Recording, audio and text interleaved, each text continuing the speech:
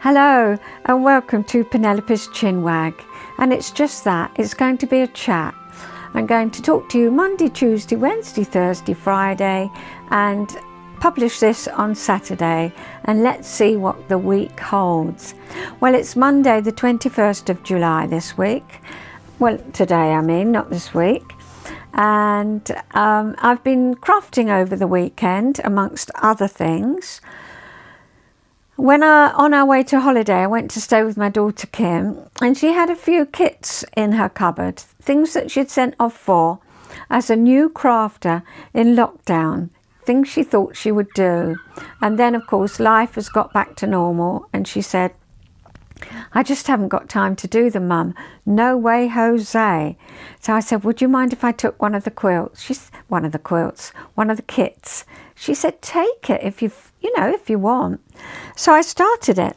I don't know if I'm going to do it as the kit. Well, you know me and kits. I'm not usually a kit person. This is it. This is what I've done so far. Of course, that's upside down. And I put some pictures up here of how I did it. It's a secret squirrel kit, but everything is beautiful and everything was in there. I changed it up. The centre, I did an acorn because I love acorns. I love the way acorns sit in their little cup. I just adore them. And I've done a sunflower. And it's supposed to be quilted on the back, and it's a mini quilt. But I'm not sure if that's what I'm going to do with it. I'm going to leave it like that for the time being.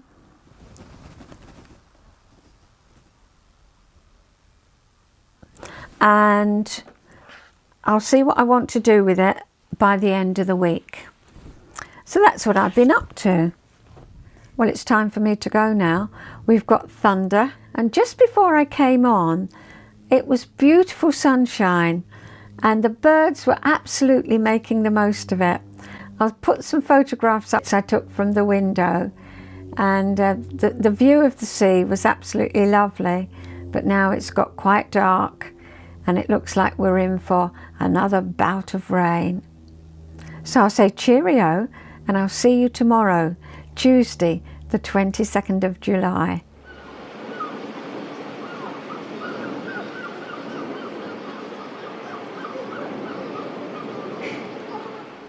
Hello, this is fun. It's Tuesday, so we're going back now to cloudy and I think spit spot of rain, but this morning it was a beautiful morning. I decided to quilt it. Can you see my first line of quilting? And then I'm going to quilt the background an inch apart. So I'll show you that when it's done. It's going to be 14 inches square. I've got something else to show you. I knitted, quite some time ago now, the Bunny Wishes socks. And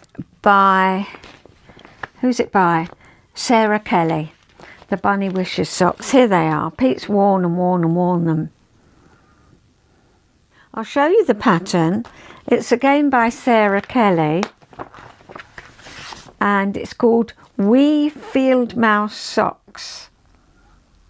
And she does a beanie, and she does mittens, and she says she couldn't wait to design the matching socks. If you're keen on mushrooms and mice, then this is the pattern for you. There we go, little mushrooms round the toe, and the darling little mouse under a leaf.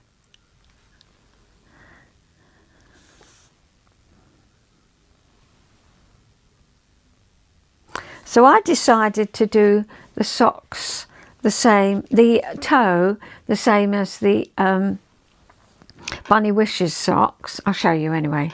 I've done one. I took it away with me to do while we were in the hotel and, on the train and that. I like knitting socks when I've got nothing much to think about. And here he is. Oh, he's a darling. What a wee little mouse. The Wee Field Mouse sock. I just love him. I didn't want the mushrooms all round. I just did the toe like that. He loves them. He absolutely loves them. So I've got to start the second one now. But again, these are winter socks, because, you know, when you do the two colours, you get that double wool, don't you? And so they're warm. They're really warm. What colour would you call that? Well, that colour is Nellie and Eve. She does a pure wool sock. It's a Welsh wool sock. Local yarn from sheep to skein. You get 430 metres. And the fibre, well, is 90% Langwengog and 10% Shetland. I've never heard of that sheep. And my friend only said, wasn't it fun, you know, in the 70s when we used to do spinning, we learned all the breeds of sheep. We had posters up everywhere, and yeah, the whole family got involved with it. Anyway, Nellie and Eve, that's her grandmother's name, she said. I think her name's Helen. She does, it's quite new, this Tread pure wool sock for people that don't want superwash for their socks, no nylon. And it's what I would call quite a substantial winter sock. Yeah. And then the blue I got from John Arbon. I think it was a one-off. It's called Favourite Jeans, Devon Close Wool, Exmoor Blueface, Zwarples, 400 metres on that. Grown and spun in the UK by John Arbon Textiles. And I appreciate it. It's a good substantial winter sock. That's what I wanted to show you. And today I just wanted to just say a big thank you for your lovely comments. It's not just that we like getting comments, we love your comments. We so appreciate them. I'm sitting here talking to a camera. And quite honestly, when I put my videos up, about 6 people unsubscribe. So, you know, you can get a bit, oh, I don't know, should I do it? And then I think, forget subscriber numbers. You're doing this for friends. And that's what you all have become for me. As soon as the episode goes out, Pete says, have we got any messages? And he says, whereabouts? I read the messages. Every single one is read to Pete. And he says, where does she live? Where does she live? What do we know about, you know? And he just loves you all. So I wanted to say a big thank you, because it really does mean a lot. First of all, Carol, thank you. Last video I showed you where I found Vine Passage, where my great-granddad lived, and he was a cordwainer, and I'd never heard of that word before. But Carol said, my ears pricked up when I heard you mention boot shoe repairers and cordwainers. My dad got into shoe repairing after he came out of the Navy, and he was trained by a chap who had a shop in St Albans, which was near Potter's Bar, where Pete, you know, lived, and was always busy as they had army boots to repair and worked alongside many deaf and dumb men. During the war, all hands were needed for all different uses and trades, and this is where my dad was taught sign language by the men who were deaf to communicate with each other, and it worked perfectly. My brother was a mod and hung around with lads from Borehamwood, London Coney, Garston and more. Pete said, I wonder if he knew them. Maybe Pete's a lot older, I don't know. She said, in 1972, my dad opened a shoe repairing shop in St Albans, and my brother and late husband travelled to Cordwainers College, which I believe was in Hackney, to learn shoemaking. So your story today did bring back happy memories of my family. Who would have thought it? And that's what my story seems to do for you. It's made you think as well how, hang on a minute, your mum said yes, you could go and stay at this boy's house, you know, and his mum said, yes, that's fine. We were just ordinary people doing ordinary things. And I think a lot of you have said what a different time it was, and it really has highlighted that to me. What different times, you know, how, yeah, when my girls were growing up in the 70s, don't speak to strangers. I was never really told that. I spoke to loads of strangers. I went and stayed in a stranger's house. So it's been interesting, very interesting. What was the other one? Oh yes, there's one from Janice, and she was in South London, whereas we were in North London, and she said she went to the Orchid Ballroom in Purley, and Pete straight away said, oh no, never went south. We went to the Lyceum in London, you know, where the Lion King is on now. Oh, righty-ho. And, you know, he just loves these comments. He chats away as if you're hearing them. And also Diane, thank you so much, because last week Diane said she'd come across a YouTube film. It's half an hour long and it's really worth a watch. It's called The Gamble, The Big Gamble, because people saved up all year to go on holiday for a week, and of course they could have had a week like this week, thunder and lightning and, you know, rain, or they could have had a week like last week, which was boiling hot weather. But the whole film is about Broadstairs, where I live, and it's fascinating. There's everybody sitting on the beach all dressed up, jackets, shirt, tie, you know, 6 deep. They didn't even see the sea. Everybody had a deck chair, and reminiscing about how they went to the boarding houses. And there was a guy who was had an office on the beach, and he was open all day, and if you had any complaints you could go in. And he said, you know, at the end of the day people would go in and complain, oh, you know, it was boiled greens, the food was ghastly, and they just didn't enjoy. Anyway, he said, have you complained? And they said, oh no, we wouldn't like to complain. But it's a super film, it really is. Girl of 15 walking down the street in her school blazer, and it's in, I think it was 1954, but well worth a watch if you fancy it. The British seaside, so different, and again, how times have changed. I know, yesterday we did pop out before the rain. During the sunshine, there was just, it said between 1 and 3 it was going to be warm and sunny, so we went out. And on the Antiques Roadshow this week, there was a guy who was talking about Oliver Postgate and about Bagpuss and the clangers and Ivod the engine, and how Oliver Postgate had the most wonderful baritone voice, and he lived in Broadstairs. And he had a blue plaque put up outside his house, which I'll put up here for you to see. But he had a dear friend who actually lived above him after Oliver's wife died. And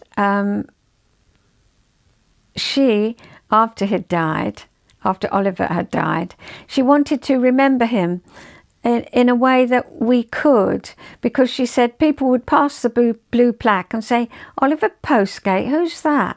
And so she did a beautiful mosaic of the clangers. One visitor, Jonathan Benton Hughes, recalled how Oliver breaks into all his characters all the time when he was visiting him. 1 minute he's a narrator, then he's Professor Yaffle from Bagpuss, then he's Bagpuss. He even detected a touch of iron chicken coming out over coffee. It seems like his characters are him, part of his personality.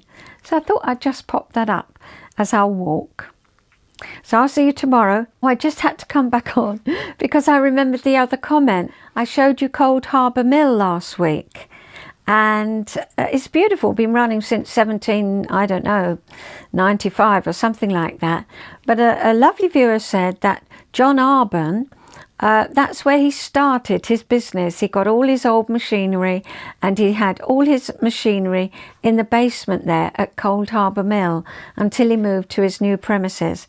I found that so interesting. So thanks a lot, and this is goodbye. See you in the morning.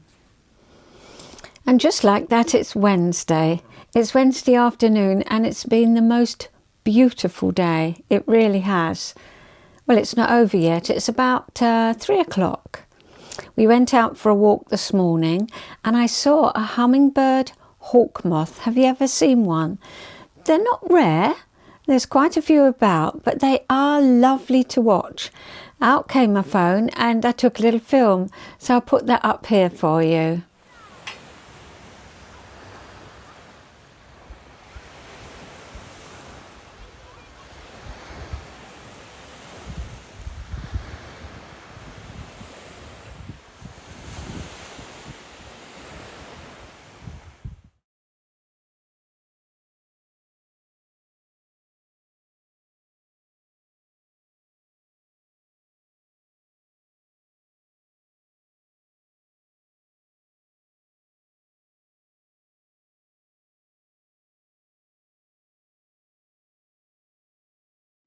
It's called a hummingbird hawk moth because it flies just like a hummingbird, and it's a moth, but it flies during the day. Thrilled to see it. It was beautiful.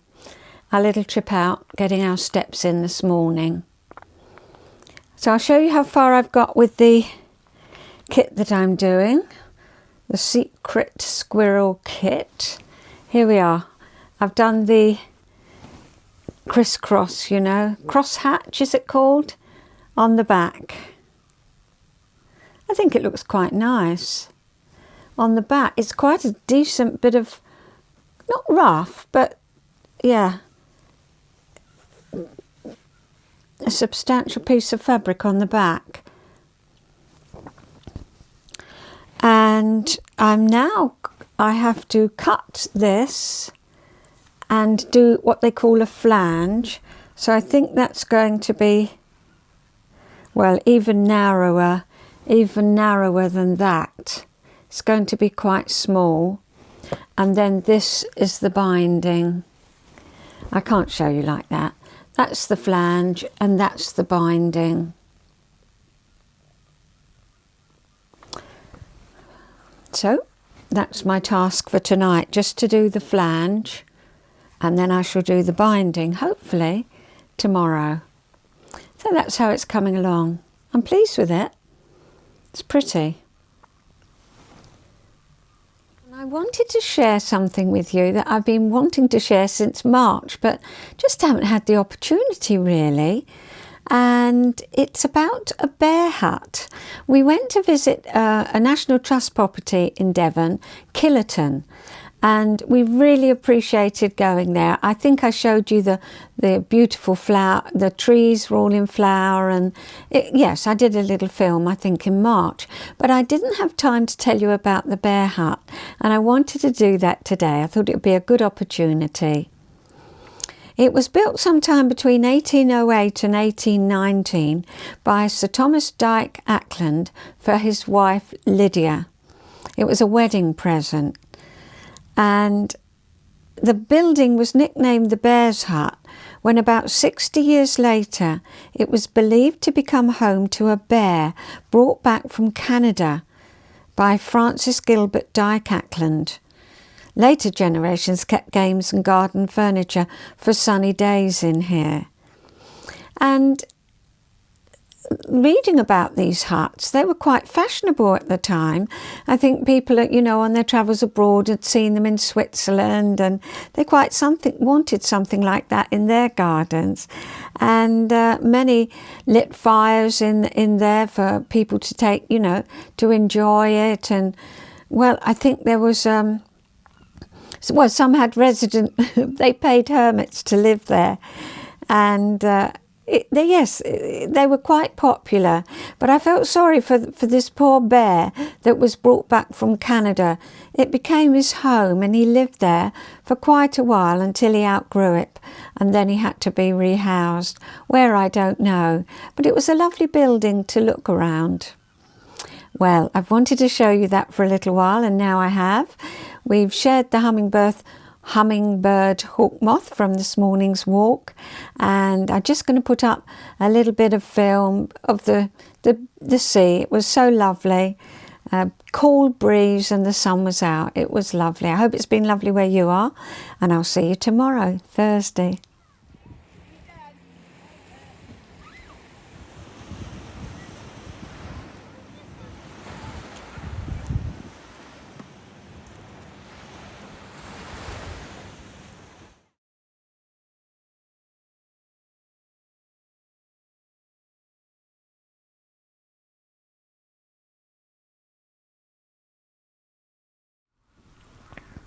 Hello, Thursday morning, just like that. I wanted to show you something else somebody has made, not myself, and that somebody is Ronna. Ronna lives in Washington, Seattle. Oh, no, Washington State, I think they say. Well, there, you know. All I know is it's ever such a long way away from me. But she made the trip to England for a holiday and said, can we meet up? Which we did. Do you remember I showed you on a previous episode, she made me a beautiful pincushion. Apart from the work on it, what makes it beautiful is it's so tactile. It's gorgeous velvet. I love that. And C for Chinwag, I think. I presume it's C for Chinwag. It's very precious to me. And she sent me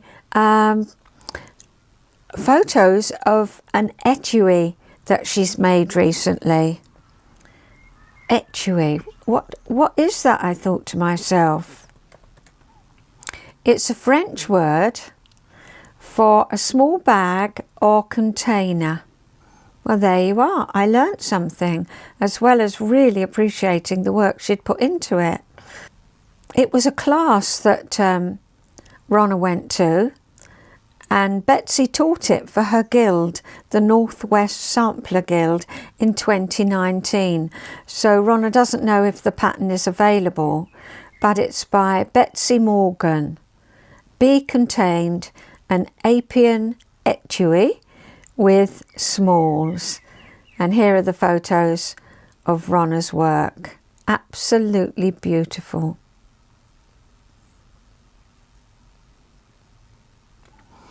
And the other thing that I've been doing this week that I haven't mentioned is on Monday, I said to Pete, you know, you've got lots of little stories written, and it was his stories that prompted me to write mine. His are just short, you know, the oak tree, the fish shop, the different ones I've read on Chinwag. And I said, why don't you start at the beginning and write your story?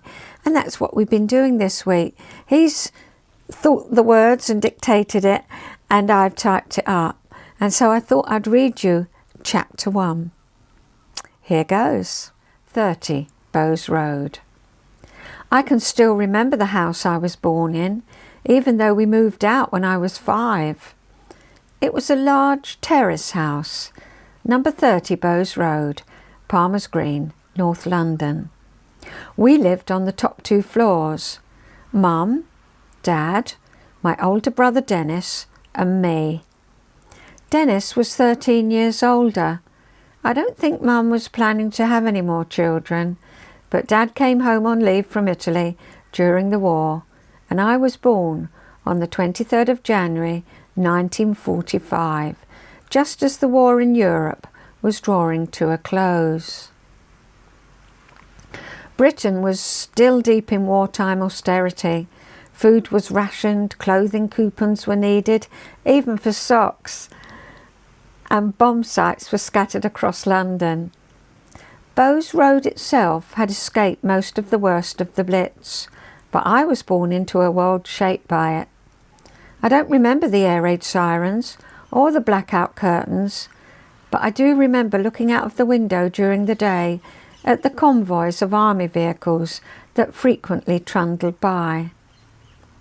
The lorries were enormous, some so big their tyres were taller than I was.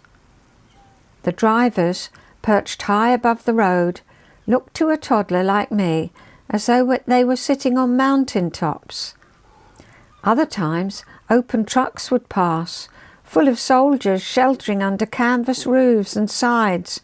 The luckiest ones sat on the drop-down tailgates, legs swinging, some with cigarettes dangling from their mouths.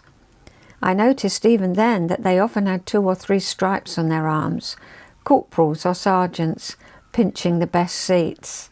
They'd wave at us kids and whistle at the women.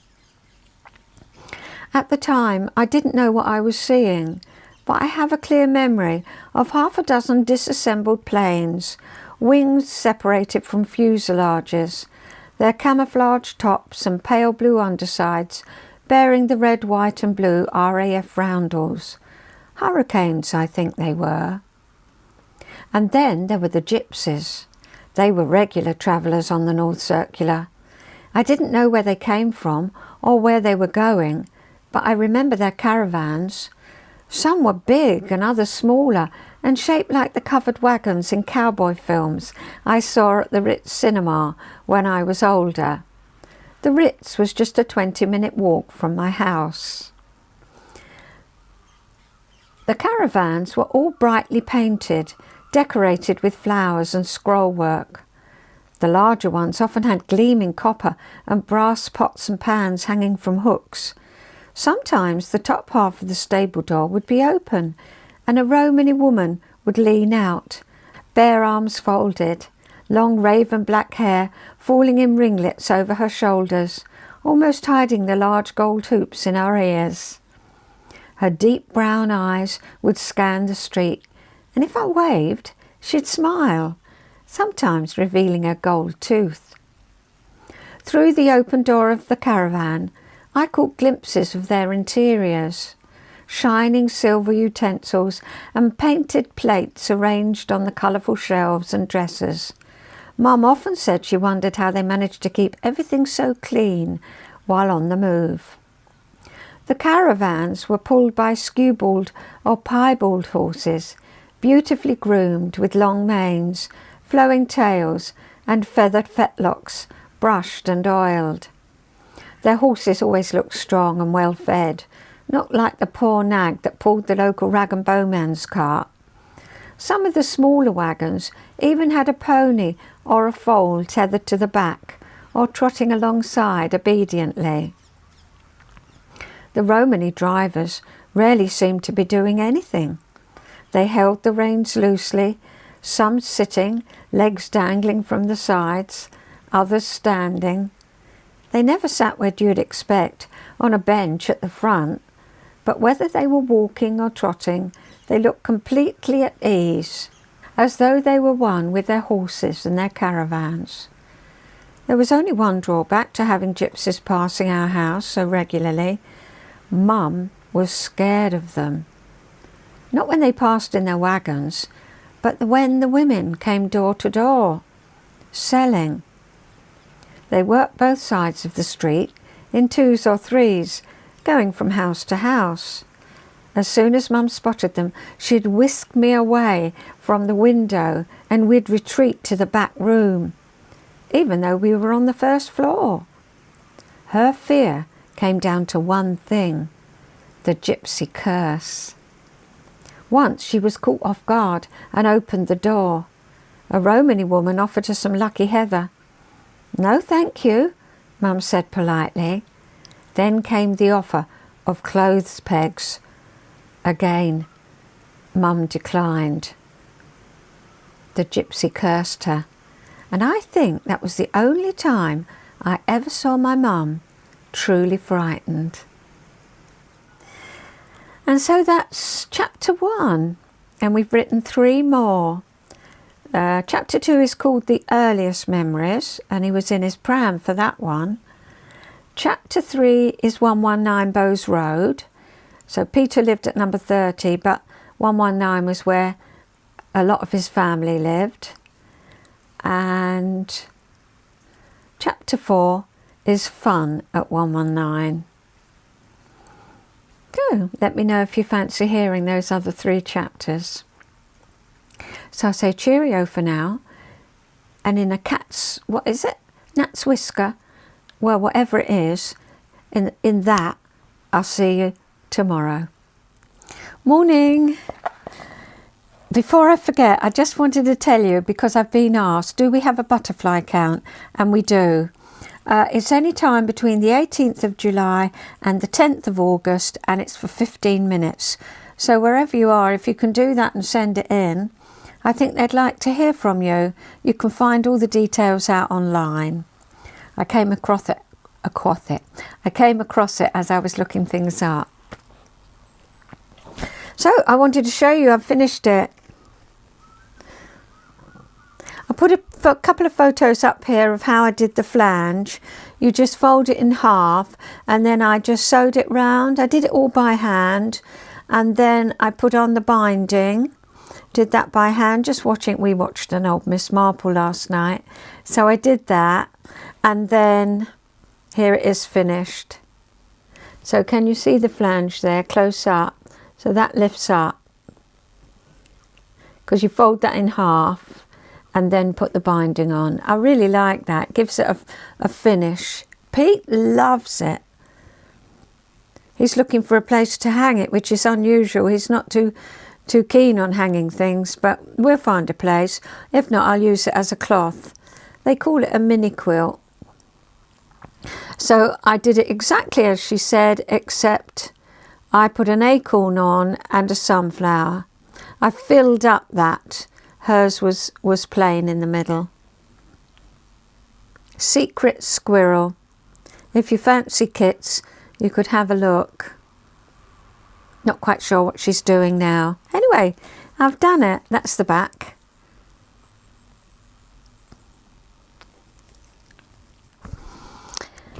And so all that's left for this week is for me to read you my story, because last week I left, having left the party and left my gloves at his house. So we'll carry on from there. Peter phoned me the following evening. I'd left my scarf and gloves at his house, he said, and asked if I'd like to meet him at Holborn at 6 o'clock on Thursday. Of course I said yes, but I told myself he didn't really want to see me. He just wanted to return my things. I hadn't left them behind on purpose, but was glad he had a reason to phone. Looking back at my diary, I'd written, Peter was the first person I was genuinely attracted to and liked as a person. I'd had boyfriends before, and yes, I'd felt physical attraction, but I'd always found something missing. Intrinsically, they bored me. I'd even called them wet dishcloths in my diary. Well, that's awful, isn't it? That's how I felt, though. Well, then, that's how I felt. Peter, by comparison, I wrote, was like chamois leather. When we met at Holborn, I was nervous. He suggested we go for a drink, and I had an idea. Why not introduce him to my friend Peter McBride? He lived at the Strand with his mum and dad in their pub. I was delighted to see the two Peters hit it off. Afterwards, Peter McBride told me he thought my Peter was the best bloke I'd ever gone out with. Kind words and generous considering. It turned into a lovely evening. After the drink, Peter took me to a Chinese restaurant in Chinatown, Soho, a real treat. It was the first meal I'd ever had out with anyone beside Mum and Dad, let alone at a Chinese restaurant. I can't remember exactly what I ate, except for the lychees. I loved them, never even heard of them before. We saw each other that Saturday and Sunday, and in my diary I wrote, Peter likes me, must try to play it cool, but I'm crazy about him. The next day was my brother Chris's birthday, and we babysat whilst Mum and Dad went out. We enjoyed having the house to ourselves, and during that evening we both agreed we loved each other. On the 12th I met his army friends at his barracks, and afterwards we went for another Chinese meal. Everything was going swimmingly, and then another hurdle. He phoned me on Friday the 13th and said he was going to be transferred to Cobham in Surrey. I thought it over and came to the conclusion that it could work in my favour.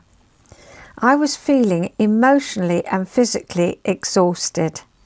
What with work, my piano practice, which had taken a tumble, and the intensity of the new relationship, which by the by had only been going on for a fortnight, I figured I could finally have some early nights and see Peter at the weekends. He was to work for a Major General and his wife during the week, but would have his weekends free. We saw each other the next weekend, and when it came time for him to leave, he could barely bear it. He kept saying, "In a minute, soon," until I finally suggested he get a minicab. We ended up spending half a week's wages, around £4, to get back to the barracks, just for a couple of extra hours in each other's company. We knew we both had it bad. Hooray! During the week, I went to see Sheridan's The Rivals with Diz, but truthfully, I couldn't wait to see Peter again the next weekend. So there we are. We'd started on our journey. Time to say goodbye, and I've really enjoyed doing it every day this week. It's been lovely chatting to you. The film at the end now is Walking by the River in Gidleigh, and I hope you enjoy that. So I'll see you when I see you, and take care until then. Bye-bye.